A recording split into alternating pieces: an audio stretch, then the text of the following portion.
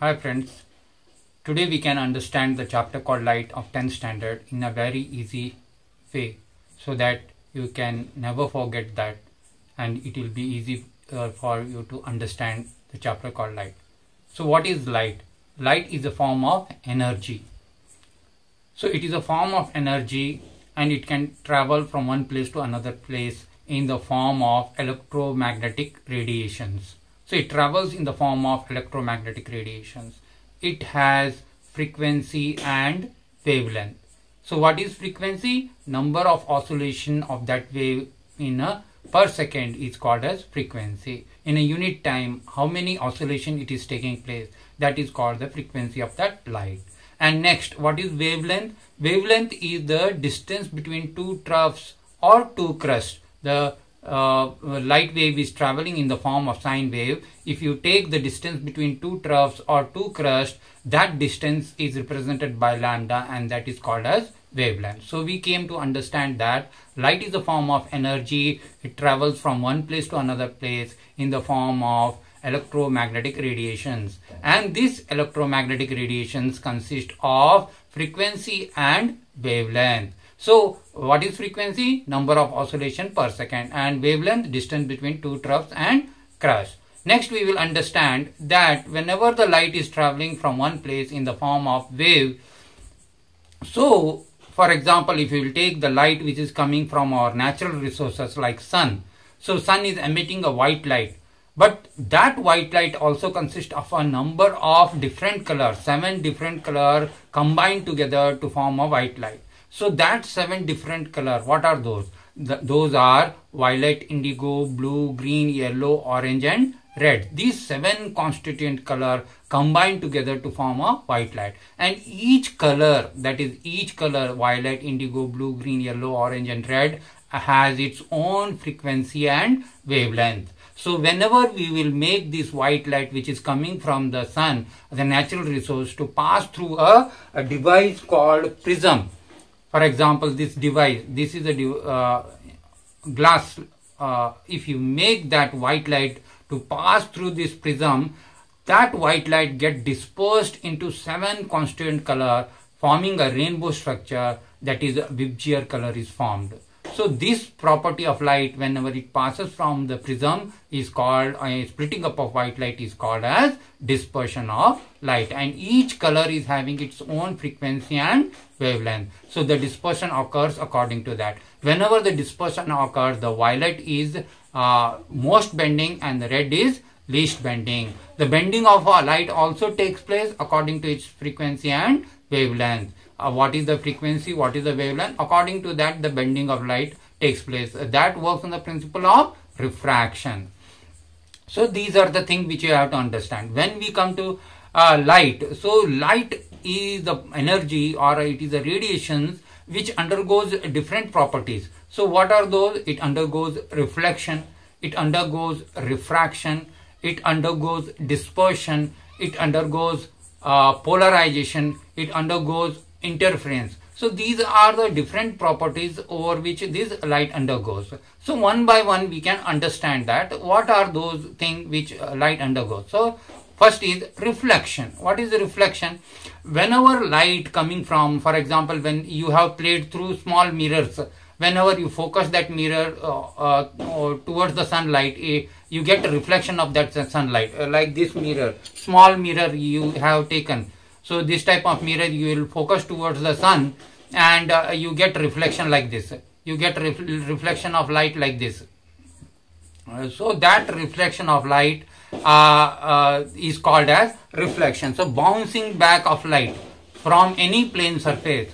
This bouncing back of light from any plane surface is called as reflection. The next property is refraction. Whenever light travels from one medium to another medium, that is air medium to glass medium, air medium to water medium, or such thing, or water medium to air medium, or water medium to glass medium. So whenever light travels from one medium to another medium, there is a change in the direction of light, or we can tell a bending of light takes place. That property of light is called as refraction of light. For example, if I will take this glass slab, this is a glass slab. Now if I will pass a light like this through this glass slab. So if you draw an imaginary line here to the glass slab, and when you make an incident light at a particular angle, so whenever that light travels through this glass slab, according to the normal, there is a change in the direction of that light. The bending of light takes place. So that bending of light or a change in the direction of light is called the refraction of that light. So we came to know that reflection of light, we came to know that bouncing back of light from any plane surface is called a refraction. Second, we came to know that refraction, whenever light travels from one medium to another, there is a change in the direction or bending of light take place, that is called as refraction. Then third, we came to know that whenever light travels from any prism, it gets dispersed into 7 constituent color, that is called as dispersion of light. So on, we have interference, polarization and other thing, diffraction also. So these were the properties of light. So for what purpose we will use this light? Now we know that because of light we are able to see the objects. If there was no light, it was for us it was impossible to see the objects. Only because there is a light we are able to see the objects. Our eyes is also consisting of a lens or a convex lens. It is consisting of a lens. So our eyeball is there. Behind there is a retina which is working as a screen, and in our eyeball there is a lens in front of that. So whenever the light whenever the light from the object falls on our eyeball, the lens make the image to form on the retina, and that retina have the nervous systems which converts that image into a signal and give it to a brain. So the real and inverted image is formed on the retina, but the signal goes to the brain and it rectifies it, and our brain understands that we are seeing this type of object, whatever the object. It may be human being, it may be a glass, it may be any type of object. So why we are able to see? Only because of the bouncing back of light from that object, and it is entering our eyeball through the lens, and an image is forming on the retina. So because of that we are able to see the object. So this was the main purpose of the light. So our natural resource of the light is sun. So sun gives us the main light. Because of that we human beings or animals or any creatures are able to see all the different objects present in the universe. So that was the main purpose.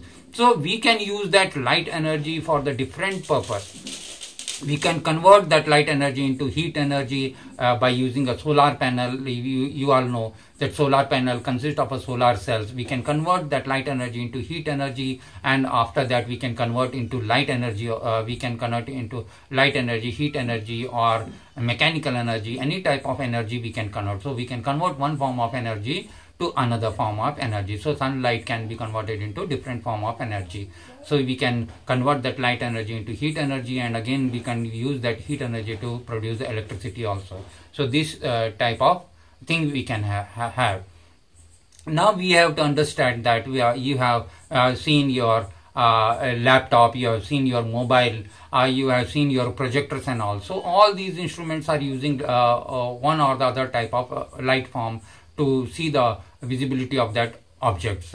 So now in the projectors and all we use lenses and all.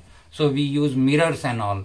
So what purpose? For the purpose of reflection or for the purpose of projection and all. So now we have to understand what are these different types of mirror which we can use in optics. With the help of that we can use the light energy and convert that into different forms. So we have different types of mirrors for that. We have concave mirror, we have plane mirror, we have convex mirror. So there are different types of mirrors, and there are different types of lenses also. According to that we have convex lens, we have concave lens. So for different purpose we are using different types of lenses. So now when we are using the mirrors, so for example if I take this a mirror, a circular mirror will be there. So the center of that mirror is called as a pole of that mirror, and the line passing through the center of that mirror,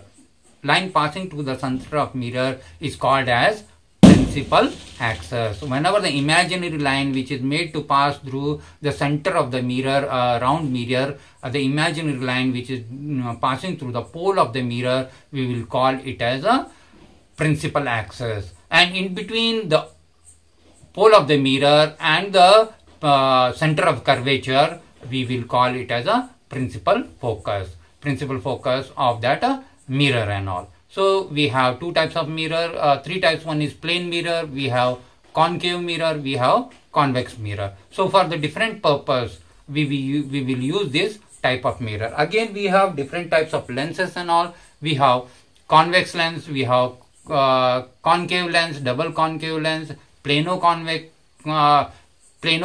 lens, double convex lens, plano-concave lens, plano-convex lens, and these type of different lenses for different purpose we are using. So if I'll take this, this is a double concave lens, and the center point of this lens, is called as optic center, and it is represented by O. So the center of that optic center, and the imaginary line which is passing through the center of this is called as principal axis. And the curve, there is a curve of this mirror, and the curve which is completing this a circle. So the center of radius from which this curve is occurring is called as center of curvature.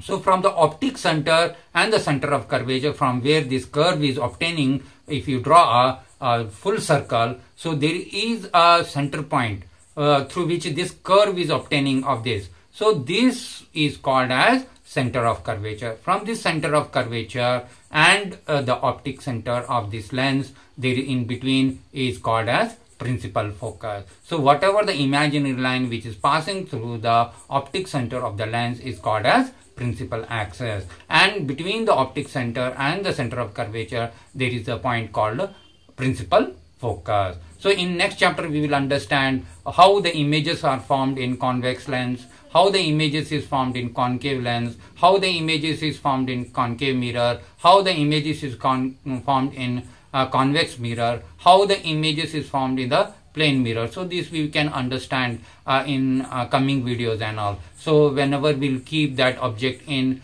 center of curvature, how the image is formed. Whenever we'll keep the object in principal focus, how the images is formed. So whenever the object is kept between principal focus and center of curvature, how the image is formed. Whenever the object is kept between optic center and principal focus, how the image is formed. So these are all the different experiments. We have to understand how the images is formed when we keep the objects at a different position over the imaginary line, such as center of curvature, principal focus, in between center of curvature and principal focus, in between optic center and principal focus. So different types of this thing is formed.